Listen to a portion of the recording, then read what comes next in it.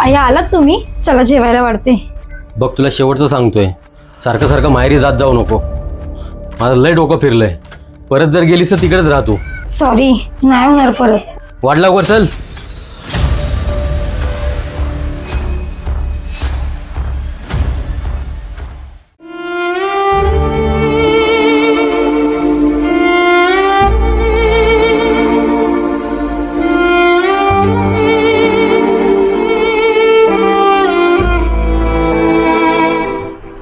तुम्ही कशाला आलात? चला आले आले.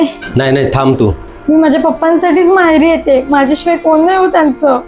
एवढं लहानाचं मोठं केलं त्यांनी, मला शिकवलं, माझं लग्न करून दिलं. त्यांना लांब कसं करू मी? अहो गुडघ्याचा त्रास एवढा वाढलाय की नीट चालता पण येत नाही त्यांना. थांब, तू घाबरू नकोस.